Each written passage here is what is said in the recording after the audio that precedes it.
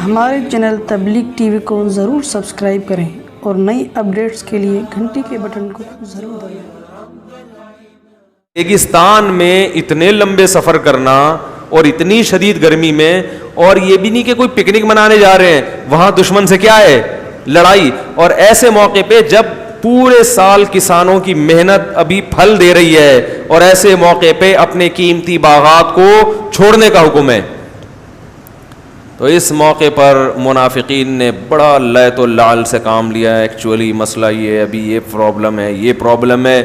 تو ہوا یہ کہ ان منافقین نے تو بہانے مارے، اور یہ فرض عین ہو گیا تھا جہاد، کیونکہ نبی نے سب کو نکلنے کا حکم دیا تھا۔ لیکن 3 صحابی تھے جو مخلص ہونے کے باوجود پیچھے رہ گئے۔ ایک کعب ابن مالک رضی اللہ تعالی عنہ، ہلال ابن امیہ اور مرارہ ابن ربیع۔ یہ 3 صحابی ایسے تھے جن کے پاس وسائل بھی تھے، مال بھی تھا، مگر یہ پیچھے رہ گئے۔ جب رسول اللہ صلی اللہ علیہ وسلم واپس لوٹے ہیں، حدیث میں آتا ہے کہ جب نبی تبوک کے مقام پہ پہنچے تو آپ نے فرمایا ما فعل کعب ابن مالک، کعب ابن مالک کہاں ہیں؟ وہ تو میرے بڑے مخلص صحابی ہیں، وہ کیسے پیچھے رہ گئے؟ کسی نے عرض کیا یا رسول اللہ حبسہ برداہ والنظر فی عطفی، یا رسول اللہ ان کے پاس مال آج کل بہت آیا ہوا ہے، دولت نے ان کو پیچھے روک لیا۔ تو کسی دوسرے نے کہا کہ بیس ما قلتا، تم نے بہت بری بات کی کعب ابن زہیر مالک کے بارے میں، یا رسول اللہ ما علمنا فیہ الا خیرا، ہم نے کعب ابن مالک میں ہمیشہ خیر پائی ہے، کوئی عذر ہوگا، ورنہ وہ پیچھے رہ جانے والوں میں سے بولو نہیں۔ جب یہ لشکر واپس لوٹا تو نبی صلی اللہ علیہ وسلم مسجد نبی میں بیٹھے، تو اب جو منافقین ہیں نا وہ آ کے اپنے آزار پیش کرنے لگے۔ میں اصل میں یہ مسئلہ میرا یہ ہو گیا تھا کہ وہ مجھے تو حکیم نے منع کیا جانے، وہ میں اپنی طرف سے کہہ رہا ہوں، یعنی کچھ بھی الٹے سیدھے آزار، ڈاکٹر تو ہوتے نہیں تھے اس زمانے میں، میرے ساتھ ایکچولی یہ مسئلہ تھا، میرے ساتھ یہ نبی کو پتہ تھا کہ یہ جھوٹ بول رہے ہیں۔ آگے سورہ توبہ میں آ رہا ہے یحلفون باللہ یعتذرون الیکم، یہ عذر کر رہے ہیں، سب جھوٹے عذر ہیں، لیکن نبی صلی اللہ علیہ وسلم ان کے زبان سے نکلے ہوئے کلمات پر فیصلہ کر رہے تھے کہ تم کہہ رہے عذر تھا تو ہم مان لیتے ہیں، حالانکہ آپ کو معلوم تھا کہ یہ جھوٹ بول رہے ہیں، لیکن نبی نے ان کے ظاہر کو مانا کہ ٹھیک ہے۔ یہ بھی ایک طریقہ ہوتا ہے کہ ہر چیز کا حساب نہیں لیا جاتا۔ یہ جو میں نے کل بتایا تھا نا، نبی نے منافقین کو کھڑا کر کے سب کو گولی سے کیوں نہیں اڑا دیا، سب کی گردنیں کیوں نہیں اڑا دی، اتنے منافقین پریشان کر رہے تھے، یہ بھی سیاست تھی۔ آپ صلی اللہ علیہ وسلم کو صحابہ نے کہا کہ ان کو قتل کر دیں، آپ نے فرمایا اگر میں قتل کروں گا تو مشرکین اور کافر کہیں گے ان محمدن یقتل اصحابہ، محمد صلی اللہ علیہ وسلم اپنے ساتھیوں کو بھی قتل کر دیتے ہیں، کیونکہ لوگوں کو کیا پتا کہ منافق ہیں۔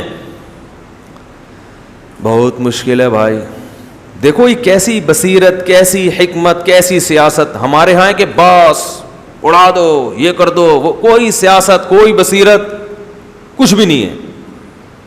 تو یہ ہمارے دینداروں کا حال ہے۔ نبی نے فرمایا میں اگر ان کو قتل کروں گا تو مجھے پتا ہے نا کہ منافق ہیں، اور آپ کو پتا ہے، کافروں کو تھوڑی پتا ہے، ان کا اسلام میں داخلہ رک جائے گا، وہ کہیں گے بھائی یہ تو بڑے سخت لوگ ہیں، ان کو تو اپنے ساتھیوں سے کبھی کوئی تھوڑا سا مسئلہ ہو تو گردن اڑا دیتے ہیں، یہ تو ڈر جائیں گے، اسلام میں داخلہ نہیں ہوگا، اس سے گویا اسلام بدنام ہوگا۔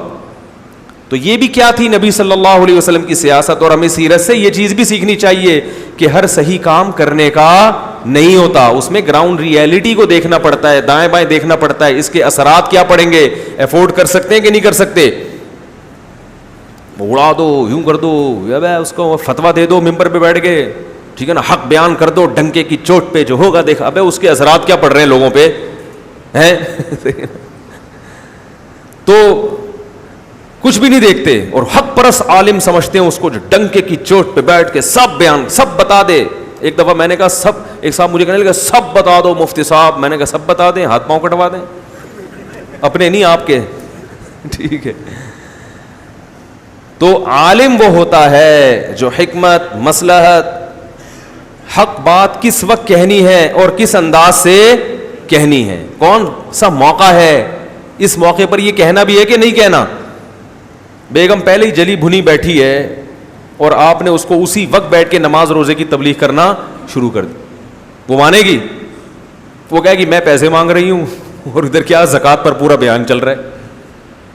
آج کیا ہوا، میں جامع رشید میں ریکارڈنگ کروا رہا تھا، 11واں پارہ تھا پتہ نہیں 10واں، تو میں اس کا خلاصہ تیار کر رہا تھا نا دماغ میں، میرا دماغ پورا ادھر لگا ہوا۔ تو میرے ساتھ ایک دوست گئے تھے قاری صاحب، وہ بیٹھے ہوئے مجھے سمجھا رہے ہیں، مفتی صاحب دیکھو اللہ آپ سے بڑا دین کا کام لے رہا ہے، اور یہ جو ہے نا آپ جو قرآن کا خلاصہ پیش کر رہے ہو اس کی قدر کرو، یہ بڑا اللہ آپ سے کام لے رہا ہے۔ اب بار بار میرا دماغ ادھر، پھر میں ادھر آؤں، یار میں یہ خلاصہ تیار کر رہا ہوں۔ تو پھر وہ مفتی صاحب دیکھو اس پہ اللہ کا شکر ادا کرنا چاہیے، محنت کرنی چاہیے، چھوڑ نہیں دینا چاہیے یہ کام، شکر ادا کرنا چاہیے، جو شکر کرتے ہیں اللہ ان کو نوازتا ہے۔ پھر میں ادھر، اب وہ ٹائم ہو رہا ہے 6 بجے لائیو چلتا ہے نا، پھر میں ادھر، اب میں پھر جب دوسری دفعہ میں نے کہا قاری صاحب پہلے مجھے بیان کرنے دو، پھر انشاءاللہ آپ کا بیان میں تفصیل سے سنوں گا، پہلے میں ایک دفعہ بیان کر لوں، پھر اس سے زیادہ لمبا بیان میں آپ کو یہاں بٹھا کے میں انشاءاللہ ڈیٹیل میں۔ تو مطلب یہ تھا کہ یہ اچھی بات ہے، مگر یہ ابھی اس کا موقع، ابھی ایک آدمی دیکھ رہے ہو مصروف ہے اور جو ہے وہ ایک پریپریشن میں لگا ہوا ہے، تیاری میں لگا ہوا ہے، وہ خلاصہ تیار کر رہے ہیں، اور آپ اس کو بیٹھ کے چاہے اپریشیٹ ہی کر رہے ہیں، چاہے تعریف ہی کر رہے ہیں، کچھ بھی کر رہے ہیں، لیکن ابھی یہ موقع نہیں ہے۔ تو میں نے جب ان کو یہ کہا نا، میں نے کہا ایسا ہے کہ پہلے میرا ہو جائے پھر میں آپ کا سن لوں گا، تو وہ ایک دم کلا بازی کھا کے ہنسے اور وہ مغرب تک ہنس رہے تھے، مغرب میں ملا پھر بھی ہنس رہے ہیں، کہہ رہے آپ نے جو تنبیہ کا جو اسٹائل تھا نا وہ اسٹائل بڑا مزیدار تھا۔ تو غصے میں کوئی بیٹھا ہوا ہو، آپ نے اس وقت جا کے اس کو سمجھانا شروع کر دیا، نماز پڑھا کرو، زکوٰۃ دیا کرو، وہ کہے گا میں پیسے مانگنے آیا ہوں، قرضہ مانگ رہا ہوں، اور تو کیا کر رہا ہے؟ تو ہمارے ہاں اس چیزوں کا خیال نہیں کیا جاتا۔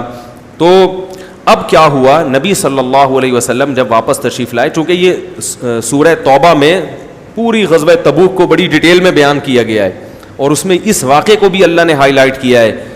تو نبی صلی اللہ علیہ وسلم جب واپس آئے تو منافقین جھوٹے جھوٹے آزار پیش کر رہے تھے، یہ ہو گیا، آپ کو پتہ تھا جھوٹ بول رہے ہیں اور جھوٹی قسمیں اٹھا رہے ہیں، لیکن آپ نے ان کو چھوڑ دیا۔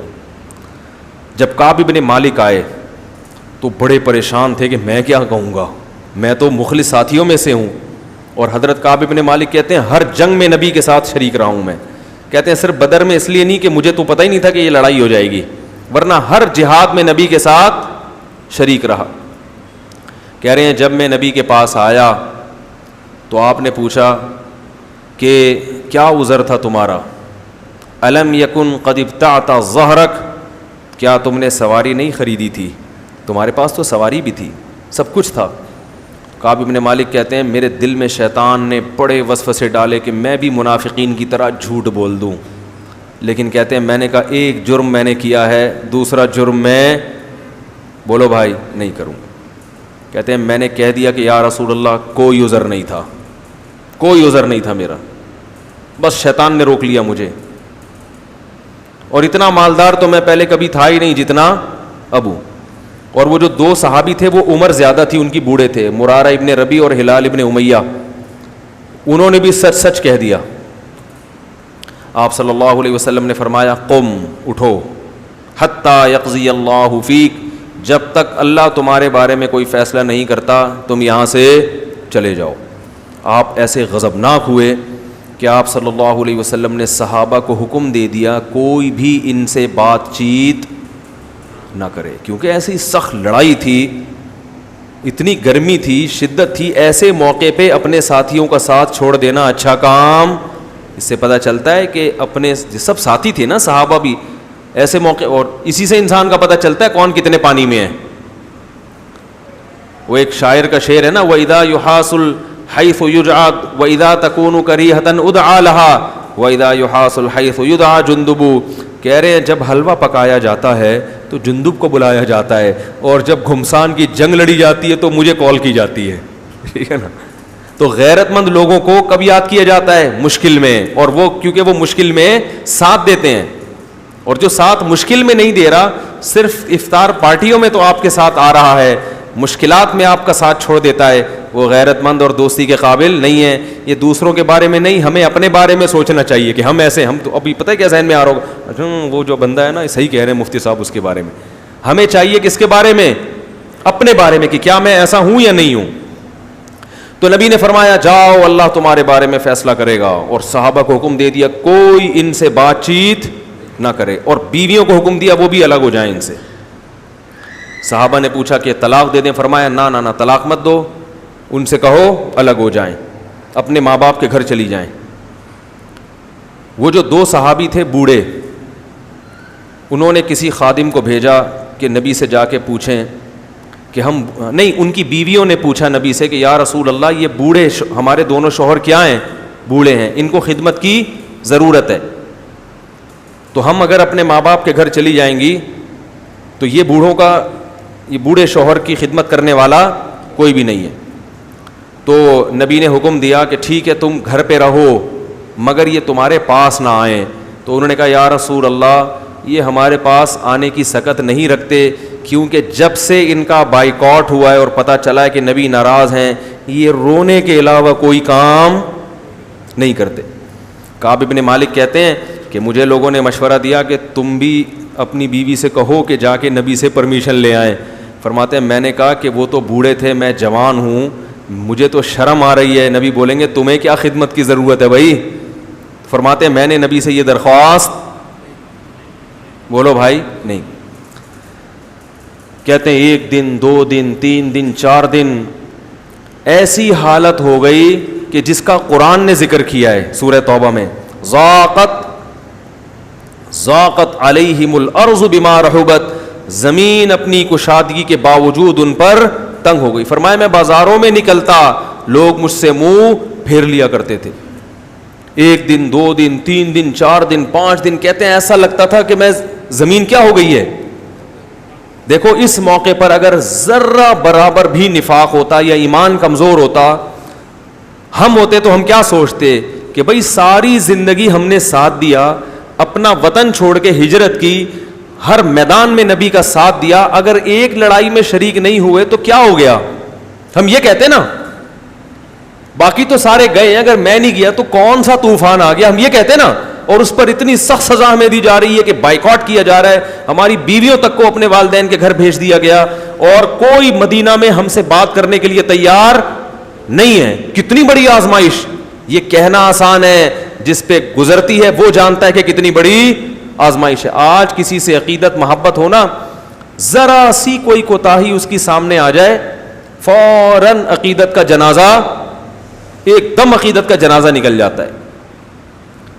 تو اس موقع پر روم کا بادشاہ تھا, پتہ نہیں فارس کا, مجھے یاد نہیں, اس کو جب پتہ چلا نا کہ کعب ابن مالک جو سرداروں میں سے ہے اور ان کے ساتھیوں نے ان کے ساتھ یہ سلوک کیا کہ کوئی بات ہی نہیں کر رہا, تو اس نے ایسے موقع پہ دشمن فائدہ اٹھاتے ہیں نا, تو اس نے خط بھیجا کعب ابن مالک کی طرف. تو حضرت کعب ابن مالک کہتے ہیں کہ میں بازار میں چل رہا تھا کہ ایک پکارنے والا پکار رہا تھا, من یدل علی کعب ابن مالک, بھائی کعب ابن مالک کون ہے, کیونکہ وہ اجنبی تھا, دوسرے ملک سے آیا تھا. تو لوگ اشارہ کر رہے تھے وہ ہے, نام بھی نہیں لے رہے تھے کہ بات نہ ہو جائے, نبی نے منع کیا بات چیت, اشارہ کر رہے تھے کہ بھائی سمجھ رہے. وہ میرا بیٹا ہے نا, ایک دن چھوٹا سا بچہ, میں نے اسے بولا یہ کس نے توڑا ہے, تو پتہ کیا کہتے ہیں ایسے نا ایسے کر کے. وہ جب بھی میں کسی کو اشارہ کرتا ہوں تو مجھے وہ منظر یاد, وہ منہ سے نہیں بول رہا, ڈر رہا تھا, کہہ رہا ہے ایسے کر کے اس نے کیا ہے, تاکہ اس کو پتہ نہ چلے کہ میں اس کی طرف اشارہ کر رہا ہوں. تو بچے اس طرح کی حرکتیں کرتے ہیں. خیر کہنے لوگ کیا کرنے لگے, اشارہ, کیونکہ نبی نے بات چیت سے منع کیا ہے. کہہ رہے ہیں وہ میرے پاس آئے اور مجھے خط تھما دیا.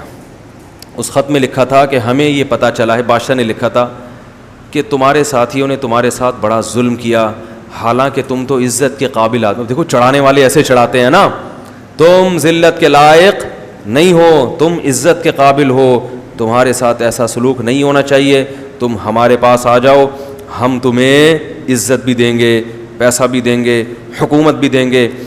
کوئی اور ہوتا کیسا پھسل جاتا ہو ایسے موقع پہ. کعب ابن مالک کہتے ہیں میں نے اس خط کو ایسے کر کے پھاڑا, اور میں نے کہا جیسے ایک آزمائش میرے اوپر آئی تھی, اب یہ اللہ کی طرف سے, ایک آزمائش میں ناکام ہوا تو اتنی سزا مل رہی ہے اللہ کی طرف سے. وہ سمجھتے ہیں یہ سب کس کی طرف سے ہو رہا ہے, اللہ کی طرف سے. انہوں نے کہا یہ اتنی بڑی آزمائش, پھاڑ دیا اس خط کو. کہتے ہیں پھر وہی کوئی بات ہی نہیں کر رہا.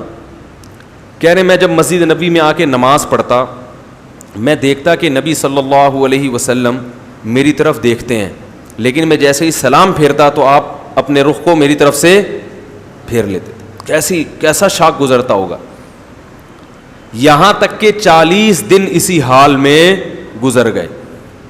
جب 40 دن گزرے ہیں تو حضرت کعب بن مالک, کیونکہ مسجد نبی سے گھر تھا آپ کا دور, تو فجر کی نماز اپنے گھر کی چھت پہ پڑھ رہے تھے.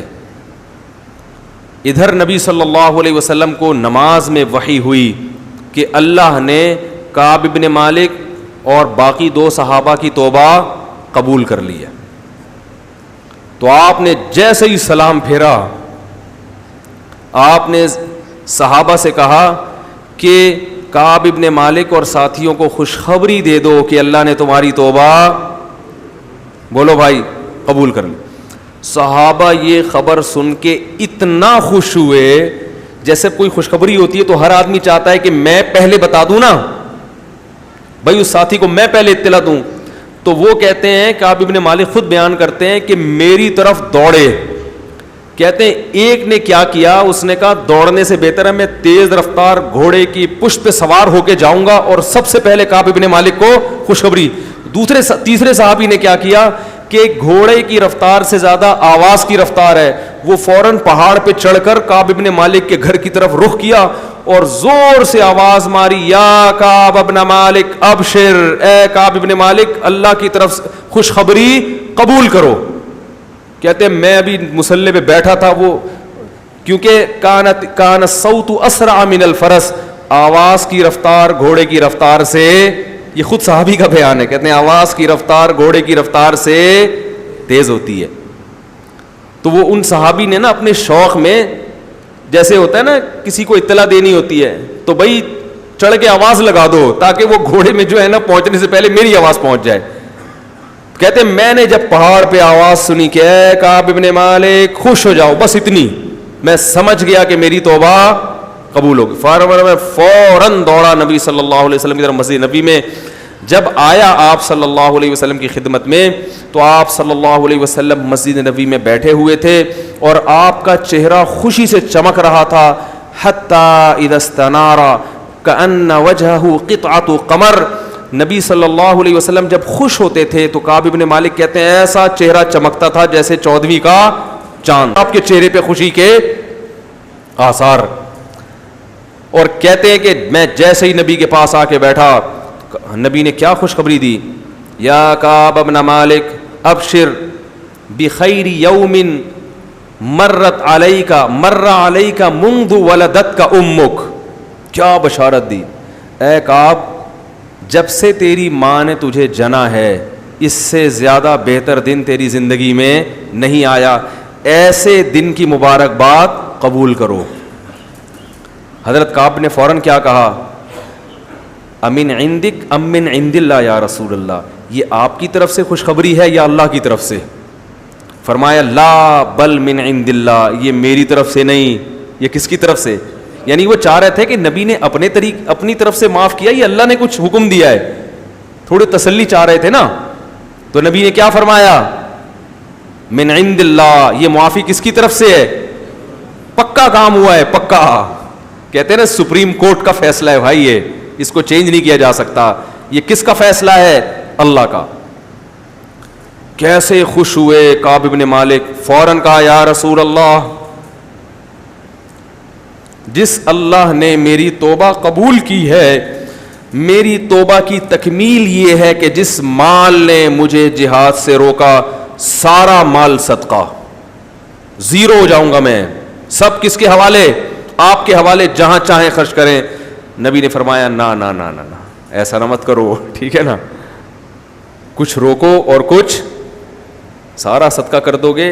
نبی تو اپنے ساتھیوں پہ خیر خواہ بھی تھے نا, ہم ہوتے ہم کہتے ہیں لے آ, ہم کیا کہتے ہیں ابھی جو جیسے چندہ مانگنے والا جو ہوتا ہے نا وہ دیکھتا ہے لوگوں کو گرم کر کے ابھی نکال لو, ٹھیک ہے نا, چاہے وہ بعد میں جا کے رو رہے ہوں یار سارے پیسے تو